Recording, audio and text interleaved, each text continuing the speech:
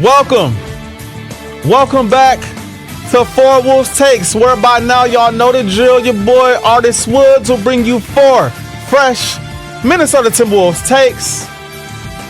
Like always, as usual, it is an honor, a privilege, and a blessing to be in front of you all today. Again, welcome back to Four Wolves Takes. I must admit, y'all, your boy is tired. Your boy Artis is tired of negativity. Yes, I'm tired of being negative about this basketball team. You see, again, like I said last episode, I had these lofty expectations, these ideas for what I thought this team would be this year, given what we saw last year. I mean, you reach those heights and you want to reach them again. You want to go beyond. You want to take that next step and you want it to be right away. And I thought it would. Like, man, this team is going to take a step. This player is going to be better. This player is going to be better. Da, da, da, da, da, da. And what we have seen so far is a team that is not ready to take that step. It took me a while to get to the point where I lowered my expectations. And like I said last episode, I'm there. I lowered my expectations. In the process of lowering my expectations, though, it helped me look at the Wolves through different glasses, through different lens, different prescriptions. You know what? It's not as bad as we make it out to be. Now, granted, it's not what we thought for sure. It is not what we thought for sure. So if you're upset about how the team has looked, I'm not mad at you given what we just saw. But this episode is going to make you upset because this episode is about positivity and optimism. So if you want to be negative Nancy, I'm here to tell you this is the perfect time to exit out of the video. Leave a like if you will be so kind. But this will be the perfect time to exit the video. I'll give you a quick moment. Now, for the people who have decided to stay, again, welcome back to Four Wolves Takes. This is an optimistic episode. Things that I like, right? From what I have seen recently from the Minnesota Timberwolves. See, again, those heights they probably won't reach, but I am looking like maybe they do reach different heights, though. You know, this is still looking like a playoff team. This is still looking like a team that can win a series. You know what I mean? This is still looking like a team that can make some noise, scare some folks, potentially. And we never know. A trade could be coming to shake things up. You never know. I do want to get this out of the way first, though. To me, this is still positive, but to some people, it will be negative. The first take of the day is this, because I've seen it enough to make this a take. I've heard it enough to make this a take. Stop calling for Coach Finch's job. For all of you people out there that go under Wolves content creators pages and respond to reporters and are at games yelling, fire Coach Finch, please cut it out. I've been there. I've heard it in the hallways, of Target Center, if you want to call those hallways, right?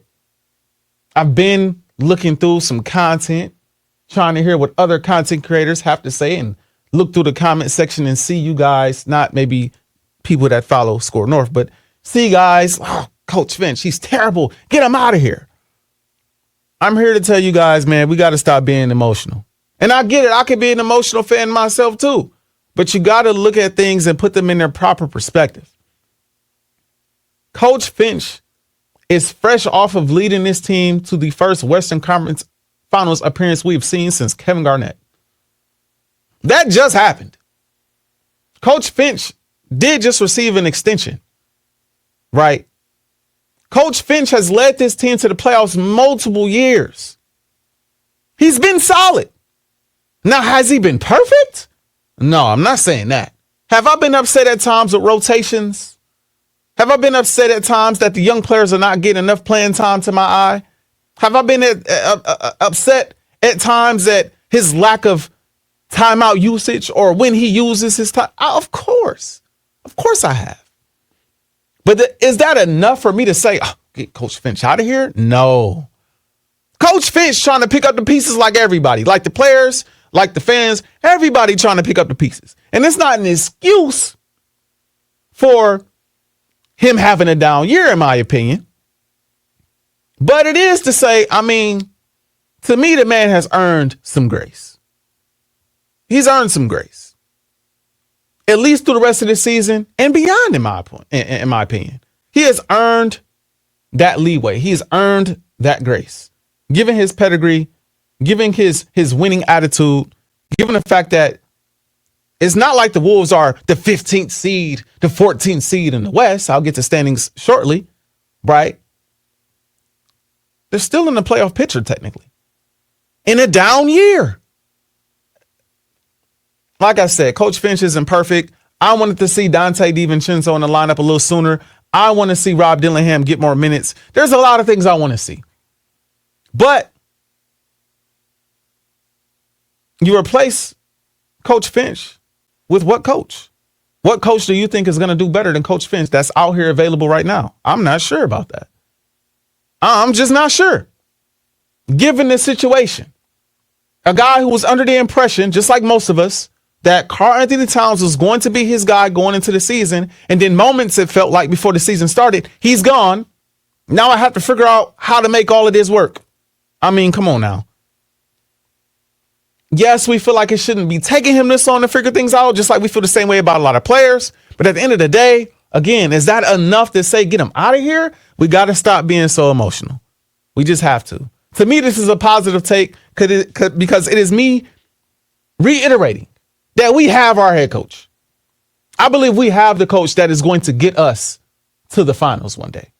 I do. I believe Coach Finch is good enough to do that. That's just me.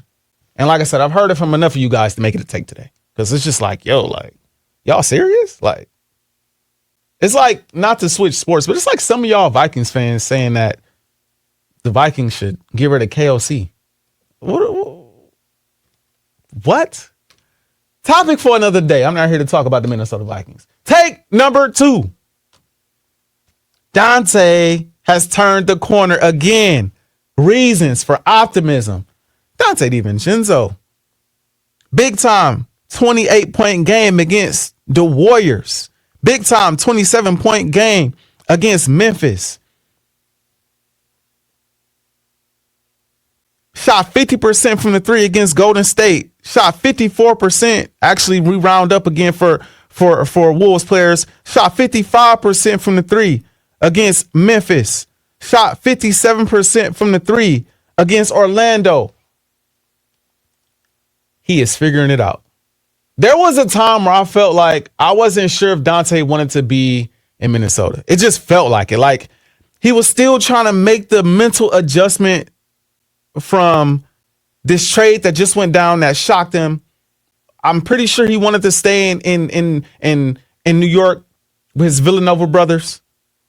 And it was shocking. And he's like, yo, really? Like, this is what we doing? But it seems like he's getting comfortable. Seems like he's getting comfortable comfortable within his role. Clearly, he likes the starting lineup, in my opinion. That's always going to boost a player's morale.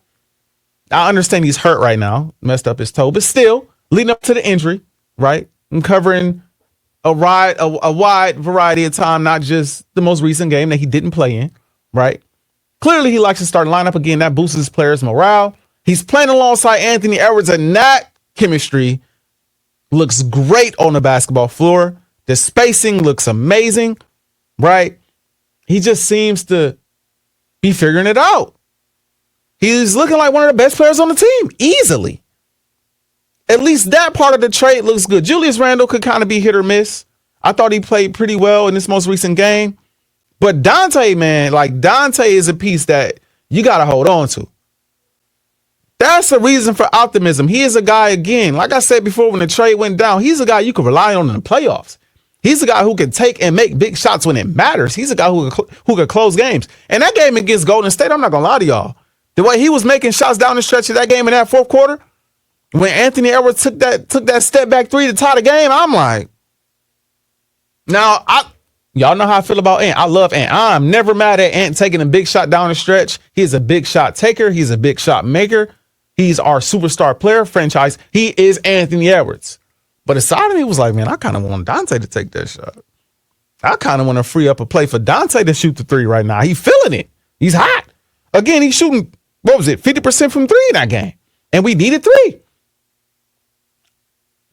to me, him turning it around is a reason to be optimistic, not only about this season, but the future, so long as you hold on to him. Because Dante can be one of those pieces that help you win a championship, in my opinion.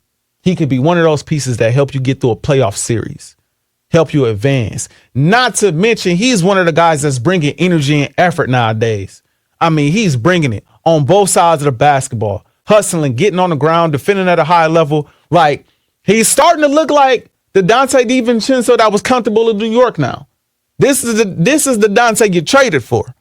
I started to get a little nervous because I'm like, man, when is Dante? I mean, I remember it take a while ago. I'm like, Dante gonna figure it out. He gonna turn around. And it just was taking a minute. I'm like, yo, like, all right, like, was I tripping? But now I see I was not tripping. Dante is the real deal. Dante is the real deal. Take number 3. Shout out Nas Reed, man. Shout out Nas Reed. Another reason to be optimistic about the Wolves currently and in the future. Nas Reed is stepping up. Nas Reed started the season off slow, man. He wasn't playing well to my eye. Was not shooting the ball well to my eye. Right? But as of late, 16-3 versus Orlando, 19-6 against Memphis, shooting 7-10 from the field. Right? 23-8, shooting 8 for 11 from the field against the New York Knicks, given Cat didn't play. Granted, Cat didn't play, but still a big time game. You got a 12 rebound game in here against the Pelicans. I mean, like I said about Dante, this is what you traded for. And Dante DiVincenzo, this is the type of player that you traded for. This is what we saw. This is how I felt about Nas this offseason. I said, once this trade went down, this is opportunity for Nas to get more playing time and for him to step up and average 18 a game, 19 a game. Now, he ain't doing that yet. He's not doing that yet. He's not doing that yet. I understand. But he seems to be getting in the groove as well. He seems to be figuring it out as well.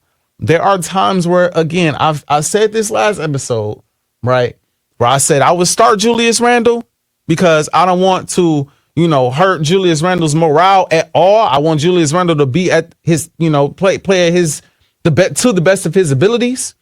I understand taking him out of the starting lineup would hurt that, in my opinion, even though he plays great with the second unit. But I mean, inside of me, man, I consider starting Nas. I would consider starting Nas. You know what I mean? I'm just saying. I said last episode, again, you start Julius for a little bit, then you put in Nas and let him run with the first unit. First unit, let Julius run with the second unit more often. But I might just flat out start Nas. I'm just saying, bro. Shooting the ball from the outside and getting to the rack can be very streaky defensively, right? I like what I see out of Nas. Nas is starting to, it feel like he's starting to turn the corner as well. And it just helps with the spacing with Anthony Edwards out there. It helps with the spacing, man. Like, now you got Dante out there, you got Nas out there. You double up Anthony Edwards. I got shooters that can really kill you. I got shooters that can hurt you. You know what I mean? So, again, another reason to be optimistic. Nas is playing well. And something else that I don't have here in my takes, Anthony Edwards starting to step it up offensively as well, too. Now, sometimes, the slow starts be killing me sometimes. You know what I mean? Not just Ant, but the whole team. Like, the slow starts be like, yo, what we doing out here? But Ant's starting to put it together, too. It was a time where it's like, man, Ant, 12 points here, 15 points here, 17 points here. I mean, you getting 37. You got a 54-point game. He just had 31 the other night. Matter of fact, let me pull this up real quick, actually, because I was just looking at the numbers. I'm sorry, I lied. 36, 28, 41, 32, 37, 50. I mean, he figuring it out too. So, again, reason to be optimistic and look at the team a little differently. Last take. I have one more smidget of positivity for you. Look at the standings. Now, this might slightly change by the time you guys wake up and see this. But at the time that I'm recording right now, Friday night, the Minnesota Timberwolves are 4 games right now out of the third spot in the Western Conference. 4. They're sitting at 22-19 right now. The Memphis Grizzlies in the third spot right now are 26-15. They're behind. We're behind the Memphis Grizzlies again, 4 games. 12.5 to Memphis's 8.5 from the number 1 spot. The third seed is where the Wolves were last season when they made the Western Conference Finals. A winning streak could put you right in position to be exactly where you were last season as far as seeding is concerned. You're how many games out of the 5th spot right now? You're a game and a half out of the 5th spot in the Western Conference right now. And when you look at the Western Conference, I mean, the Dallas Mavericks, the team that knocked the Wolves out of the playoffs last year, is behind you. The Lakers, we all know, can be sometime hit or miss. They can go on a win streak. They can also go on a losing streak, right? The Clippers, Kawhi, I know he's back in the lineup, but we know how that goes sometimes. The Nuggets, I feel like, are still trying to figure their chemistry out, but still a very good team. And you got Memphis. Like, the Wolves are not the only team in the conference with issues that they're trying to work through, which tells you why they're only 4 games back from that third spot. Now, again, expectations, right? I at one point said they're going to be the 1 seed in the West. So, ain't going to be the 1 seed. Probably not going to be the 2 seed. They might not be the 3 seed by the end of the year. But can they finish top 5? It's possible. Remember last episode I was saying, I mean, they could finish number 6 and not be in a play-in. Now I'm saying they could finish top 5. They could figure this out and finish top 5, and you never know. Like I said before, a trade could change everything. If that is in the cards, we don't know. It's speculation, but we don't know. So all I'm saying, y'all, is listen.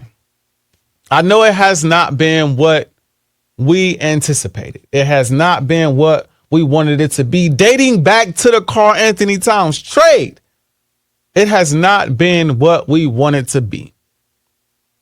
But there is reason to be optimistic about this season once you lower the expectations a bit, and optimistic for the future of the Minnesota Timberwolves.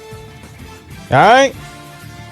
Now, if we all just changed our prescription, changed our glasses, put in some different context and looked at the Wolves from a different perspective, maybe we could all feel a little differently and be a little bit more optimistic about the Wolves this season.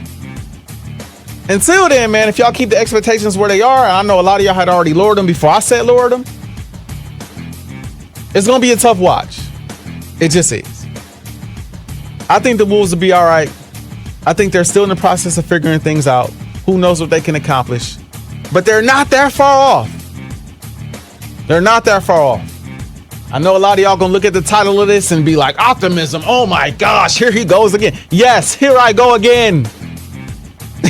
I will catch y'all in the next episode of 4 Wolves Takes, man.